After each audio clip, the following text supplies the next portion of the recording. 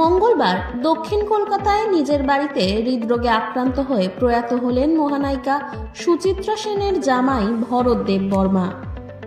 মৃত্যুকালে তার বয়স হয়েছিল ৮৩ বছর। ১৯৭৮ সালে এক বিয়ে বাড়িতে নাসরিন আলীর বান্ধবী হিসেবে মুনমুন সেনের সাথে প্রথম পরিচয় হয় ভরত দেববর্মার। সেখান থেকেই মুনমুনকে নিজের গাড়িতে বাড়ি পৌঁছে দিয়েছিলেন ভরত। তারপর সম্পর্ক বিয়েতে গড়ায়।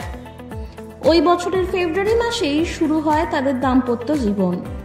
কেমন ছিল ভরত দেববর্মা ও মুনমুন সেনের দাম্পত্য জীবন? এক সাক্ষাৎকারে মুনমুন সেন জানিয়েছিলেন, জীবন সঙ্গীকে আগে বন্ধুর মতো দেখতে হবে। পারস্পরিক শ্রদ্ধা ও বোঝাপড়া থাকাটা খুব গুরুত্বপূর্ণ। কোনোভাবেই একে অপরকে অপমান করা উচিত নয় বা দোষারোপ করাও উচিত নয়। সম্পর্কের মধ্যে সময় দেওয়া ও সহানুভূতি বজায় রাখা জরুরি। মুনমুন সেন যখন চলচ্চিত্র দুনিয়ায় কাজ করতেন তখন অনেক ছবিতে চিরঞ্জিত চক্রবর্তীর সঙ্গে জুটি বেঁধে অভিনয় করেছিলেন। শুটিংয়ের সময় প্রায়ই স্বামী ভরত দেববর্মা মুনমুনের সঙ্গে থাকতেন। সেই সূত্রেই চিরঞ্জিত চক্রবর্তীর সঙ্গে তার পরিচয় ও বন্ধুত্ব গড়ে ওঠে। চিরঞ্জিত চক্রবর্তী ভরত দেববর্মার স্মৃতিচারণ করে বলেছেন, ভরতবাবু খুব মিতভাষী মানুষ।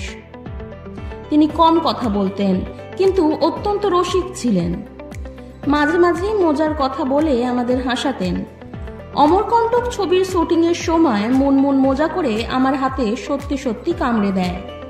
সেটা দেখে ভরত হেসে বলেছিলেন, ইনজেকশন নিয়ে নিও, কিন্তু অ্যান্টি র্যাবিড ভ্যাকসিন নিয়ে নিও, ভীষণ বিষাক্ত। কথাটা শুনে আমি হাসতে বাধ্য হয়েছিলাম।